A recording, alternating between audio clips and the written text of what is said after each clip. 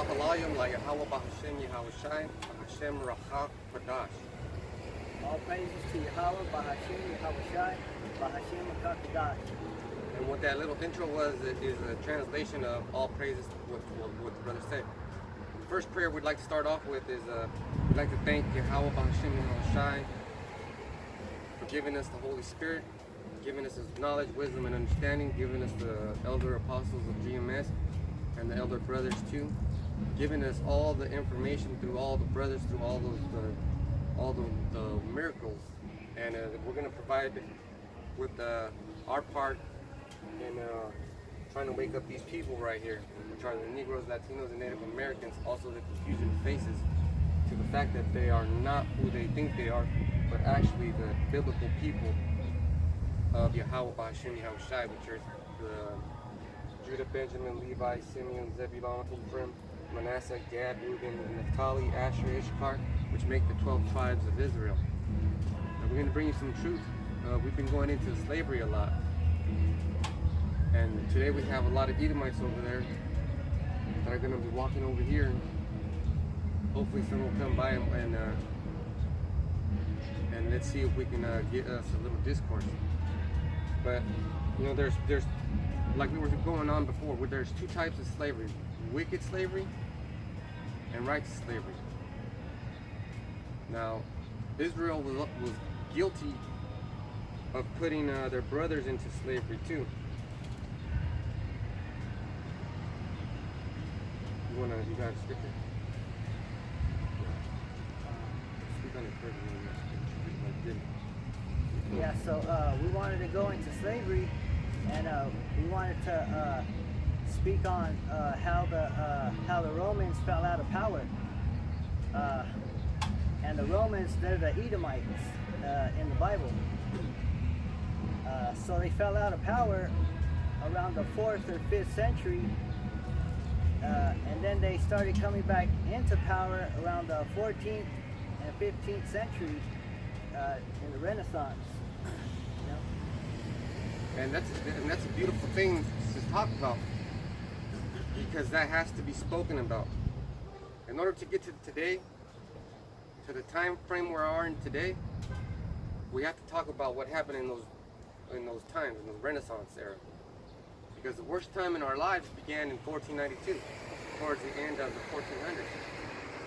Now, back in Europe, Europe was ruled,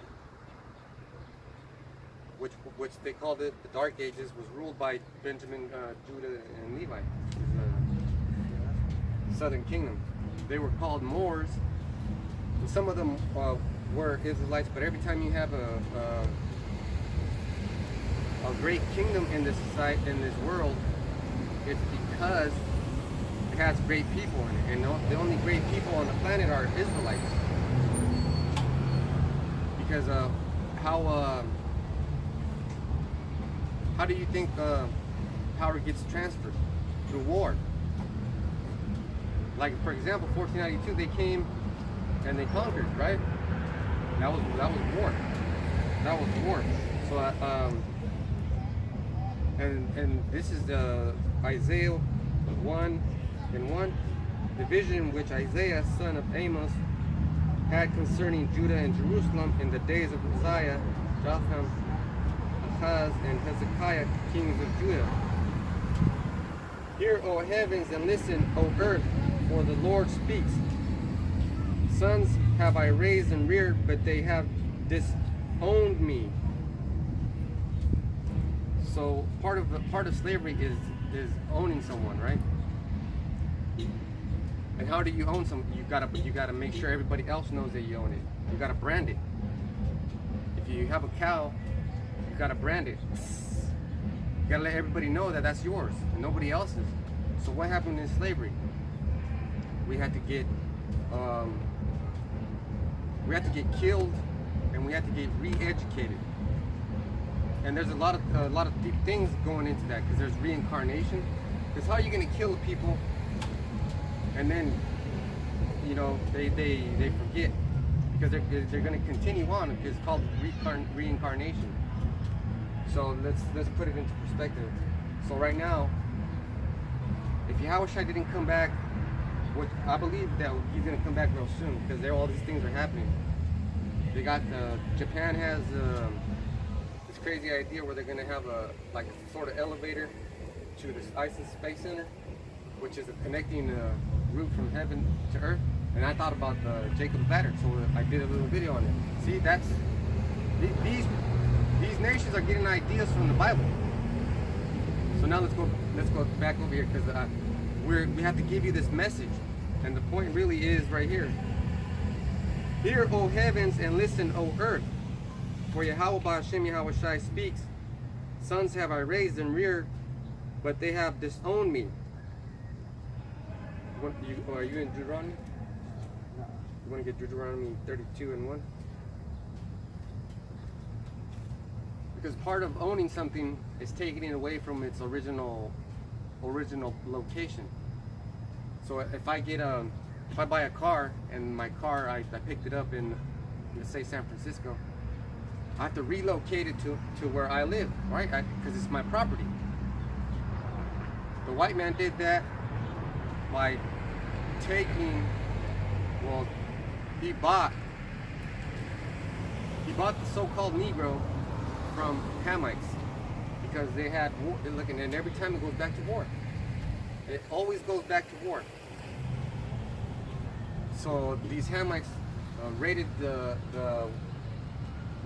and the scholars, the white people scholars, the Edomite scholars, they say Africans stole other Africans because they want to put it in simple terms, like if you were born in Africa, you must be an African. Well, I was born in America, that doesn't make me an American.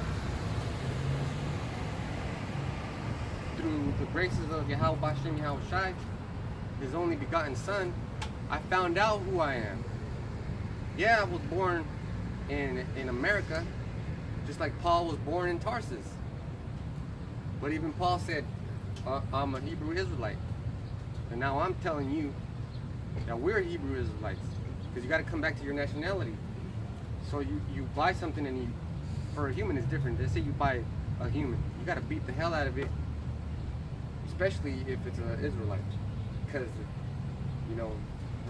slaves are rambunctious.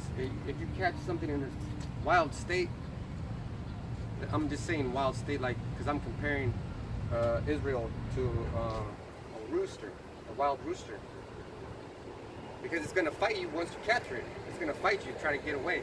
So that's why you got to kill the first batch and then breed them so that you can get the next batch of the same people, and then they'll be tame, because you beat the hell out of them.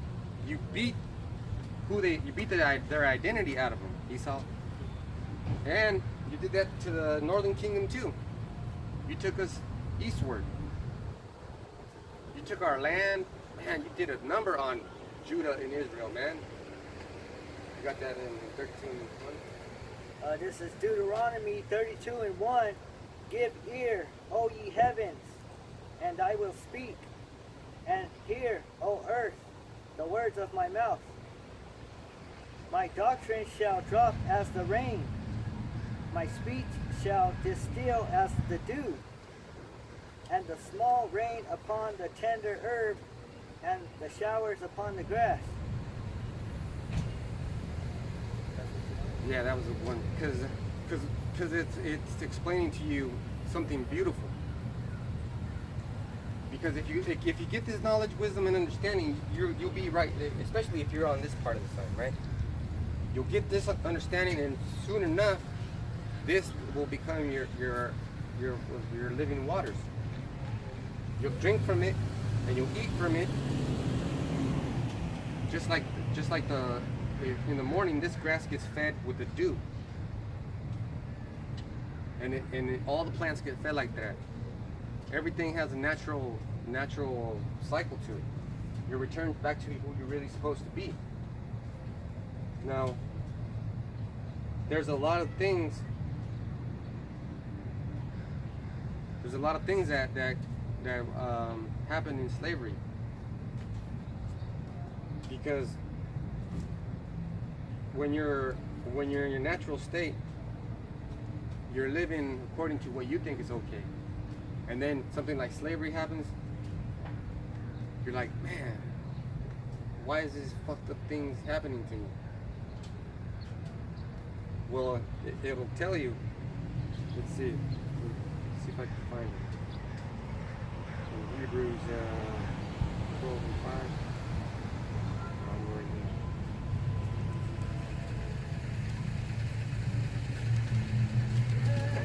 Because in Hebrews it'll tell you,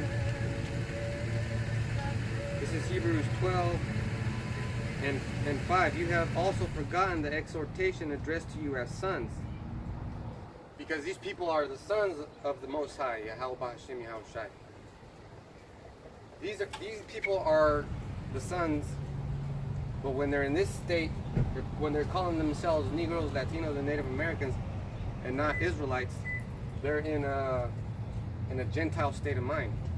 So then they have to get punished. But just like when you became slaves, you had to get punished so that you would forget your power, you would forget the name, you would forget everything about who you are and where you came from. You couldn't call yourself an Israelite. You had, like in that movie, Roots, when that slave master was beating Kunta, he kept on telling him, your name is Toby. So that's why you had to get whooped. You had to get whooped. Back in 12 and 5, my son, do not disdain the discipline of the Lord or lose heart when reproved by him.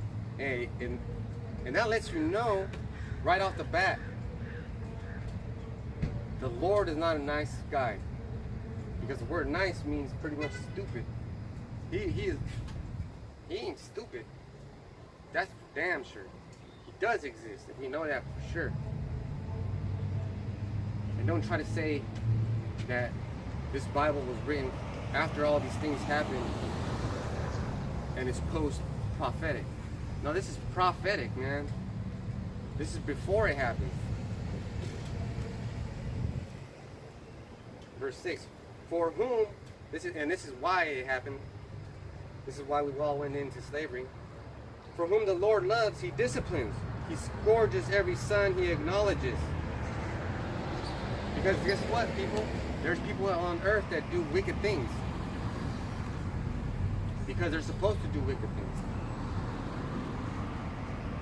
But when you have something that you care about, let's say you don't have kids and you have a pet dog, right? You're gonna love that animal. You're gonna try to keep it safe, right? But what if you tell that dog, and the dog would do this, don't go into the street or you'll get hit by a car. One day it's gonna go run into the street because you didn't have it on a leash, and it gets hit by a car. Now that leash represents the Bible, right? You stop living by the word, so I had to disconnect the leash.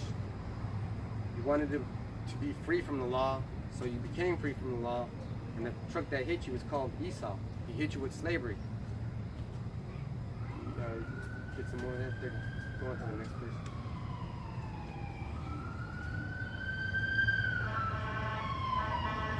This is Deuteronomy 32 and 2. My doctrine shall drop as the rain. My speech shall distill as the dew, as the small rain upon the tender herb, and as the showers upon the grass. Because I will publish the name of Yahweh Hashem Yahushai, ascribe ye greatness unto our power. Because he has to publish it. We have to publish it. That's how he's publishing it. Because when you make something published, it becomes open to the eye, right? You're going to get that word published? Because you have to know. You have to know. You have to see us standing over here in these garments and the sackcloth, thinking that we're crazy. And I ain't mad at you. You can think all the stuff that you want. But this is the thing that I want to do. And it wouldn't even matter. I don't think I would ever have a job where I got paid a lot, let's say $100K a year. Let's say I did have a job that I got paid $100K a year. I'd still be doing this. I'd still be doing this, and guess what? I'd be helping the brother out a lot. Because I got it like that. But I don't have it like that. I know for a fact that I am a modern slave, an economic slave, a debt slave, if you will. I have a birth certificate, which is a warehouse receipt. I have a social security card, which is a tracking device, and I have a driver's license, which is me asking the government permission to conduct business on these roads. So I am an American citizen, and then this is why I'm doing it also, because it's my right as an American citizen to protest, to gather peaceably, to prophesy. Let's just put it like that. Because I'm not really talking shit about this country like I should be. Because I'm trying to get you to understand that this country is a wicked country. Wicked country. You want to get some more? This is the definition for publish. It's Strong's 87. I was going to ask that guy a question, man. And right when I thought I'm going to ask him a question, he skips over to the side of the road. Okay, I'm not going to ask anybody a question. I'm just going to say, hey, you want to take a look at this and tell me what you think? That's all I'm going to say. With that dude over there on that side, you can see, with the blue hat. All right, keep going. This is the definition for publish. It's Strong's H7121. It says to call out, cry out, proclaim, cry, utter a loud sound, appoint. Hey, that shows you that Christians are cowards, man. Look at that guy. He has a fish symbol on the back of his whip with Greek letters and shit. Man, I hate to say it. You Christians are weak. So, how about Shimmy Al-Shai's gonna publish his name? But more importantly, he's gonna give us his name. Okay? So, and then actually we're publishing it right now, huh? Yeah, that's what we're doing. So we have to dumb that word down a little bit. We have to tell you his name. It's Yahweh Bahashem Yahweh Shai. And then we can break it down too. The name Yahweh means he exists, or he to be. Because the Yah, the first part of the word, it goes into he, or the mighty hand, because that's how he got us out of Egypt, with his hand, intervening hand. And then the rest means to exist. So if those guys in what's that one camp that calls them, Israelite camp that calls them Ahaya, which is I am, which literally means I am. So when someone like that says Ahaya, they're saying I am. Come on, Cletus. And it's not Yeshaya, his son's name is not Yeshaya, it's Yahweh Shai, which means he delivered. Alright, so I got this in 7 again. No, I mean, Hebrews 12 and 7. Endure your trials as discipline. Yahweh treats you as sons, for what son is there whom his father does not discipline? You guys know that Mexicans are Israelites? Yeah. That's fine too. They might have just spoke Spanish. They don't care about the Bible. That's fine. But at least we told them. Right. Hey, and that's kind of messed up on their part, because now when they're getting fucked up, the Lord's gonna put this moment in time, this aeon, when I asked them, hey, do you guys know that Mexicans are Israelites? And then they're gonna know that's what got them. That's what got them in trouble. We should have a sign out here that says, warning, pass by at your own risk. We should, because all we have to do is say, hey, look at the sign. And then from there it snowballs. Either for the good or for the bad. We try to do it for the good, but you guys always want the bad.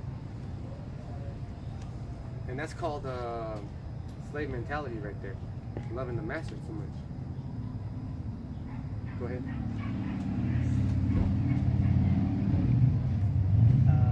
Deuteronomy 32:3, because I will publish the name of Yahweh Hashem Yahushai, ascribe ye greatness unto our power. He is the rock, his work is perfect, for all his ways are judgment. A power of truth and without iniquity, just and right is he. Say that again, that last part. Just and right is he. And those bells came at perfect timing, man. Because Yahweh Hashem Yahushai is just and righteous. You might see it as being mean. Well, why does he gotta kill everybody? Because you don't learn your lesson. And this is 2 Timothy's 1:9. He saved us and called us to a holy life, not according to our works, but according to his own design and the grace bestowed on us in Hamashiach Yahushai before time began. Before time began, there you go. So he already knew that he was going to put you in slavery. And he already knew that Esau was going to go into slavery. So he created Esau for him to go into slavery so that we could benefit in the kingdom. It almost makes it always makes you crazy just to think about the simplicity of his plans, man, because his plans are easy. There's nothing difficult about them for him, but we'll be tripping on him like, oh man. And all you have to do is have faith. Be like, okay, I believe it. I don't quite know how to deal with the information, but through prayer and a little bit of fasting, you'll get that knowledge, wisdom, and understanding. Oh man, because he gave to Solomon. Man, he gave to Solomon all kinds. I gotta look for that where it says he gave to Solomon.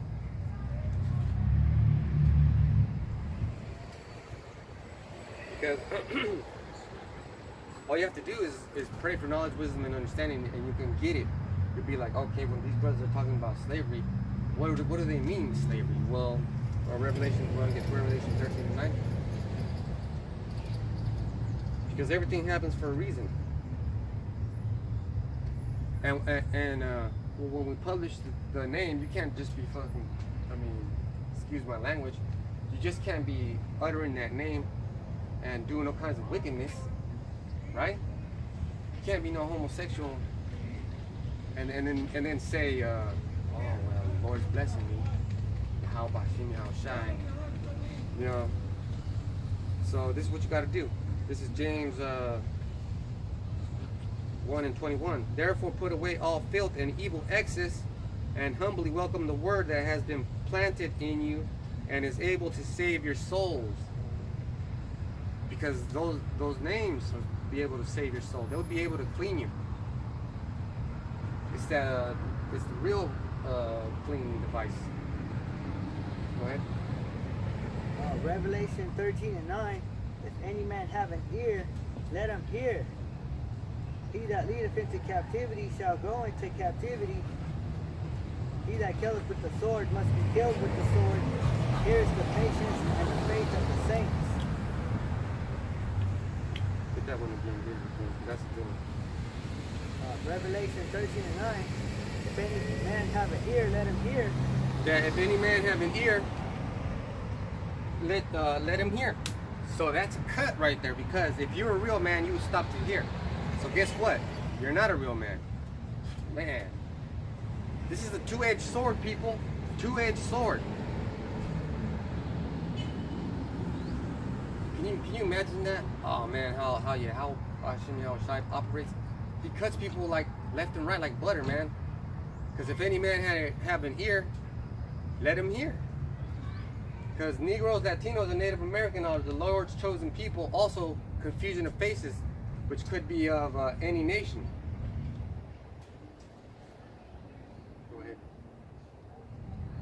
Revelation 13:10. He that leadeth into captivity shall go into captivity. So who led into captivity? We can get real nitty gritty, and we can say pretty much everybody on the planet Earth has at one point or time led another people into subjection. That would be true, but remember what we said, there's righteous subjection and wicked subjection. Okay? Let me explain that to you. This is Exodus 21, starting at the very top. Laws regarding slaves. So there's laws regarding slaves. And guess what? You so-called white people, which are really the devil, you didn't keep any laws when you had us in slavery. You didn't keep any laws when you took our land. Man, you actually broke all the laws to get us into slavery and to get our land. That's why this is Babylon the Great. Because this society was built, was designed by the so-called white man, who was the devil, to be based on a foundation of wickedness, which is death, murder, and rape and robbery of these people, the southern and northern kingdoms. Right, so these are the rules you shall lay before them. When you purchase a Hebrew slave, he is to serve you for 6 years, but in the 7th year he shall be given his freedom without cost. Now, why would a Hebrew go into slavery? You want to get Leviticus 25 and 39?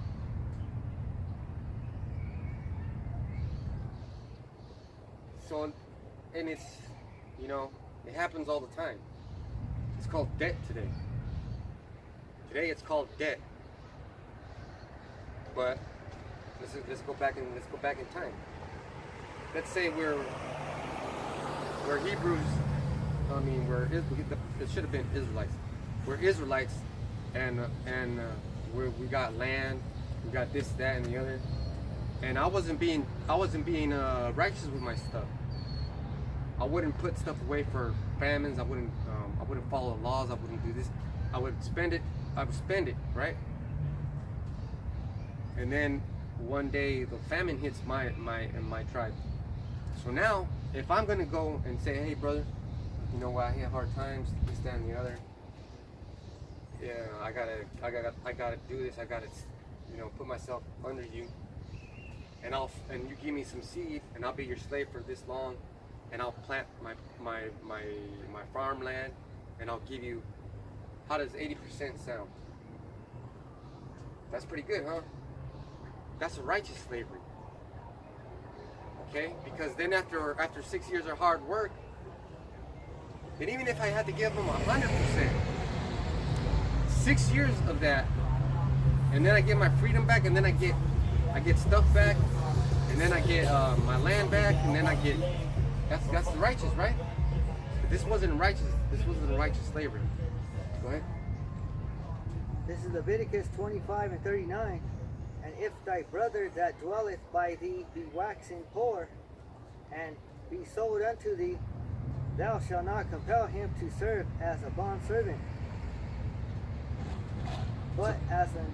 So that means that he's not going to actually be a labor slave. Go ahead.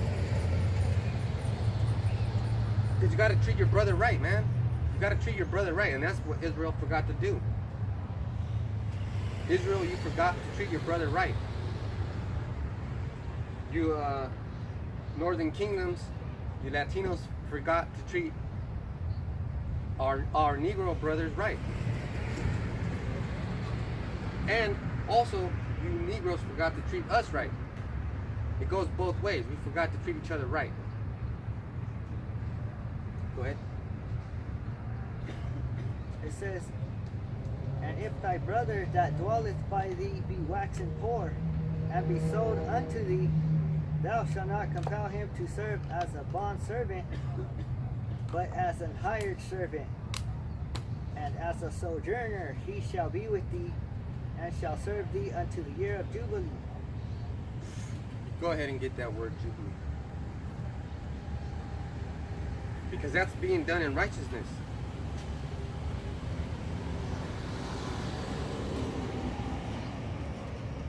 And there's rules to conduct. And Edomite won't be righteous with you. The Edomite will be like, man, fuck that. Put you in a hardcore slavery. This is Jubilee in Strong's H3104, and it says Jubilee year marked by the blowing of trumpet or ram's horn. Shofar. See if it's a etymology. Yeah, because basically a Jubilee year is a year of celebration. It would be the 7th year. The year of rest. And the etymology is to bring, lead, carry, conduct, bear along, conduct, to bear along.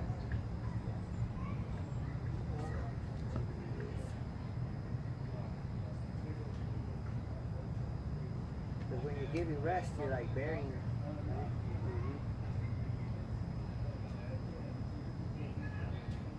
Yeah, because when I put my feet up after work, my heels hurt, and I'm like, damn.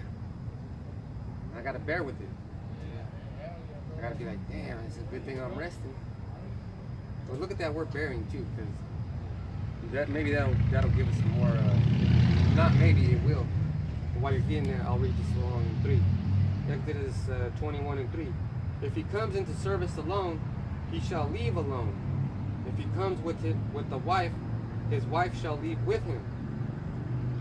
But if his master gives him a wife, and she bears him sons or daughters, the woman and her children shall remain the master's property, and the man shall leave alone. So basically, you know, if you go into slavery like that, I mean, not really slavery, because that word, Hebrew word there is ibad. And it's you know, it varies on the case. Like if it's Israelite to Israelite, should be servant. But when it's describing the hardcore labor, it tells you slavery. Right? Yeah. So that definition for bear is support or endure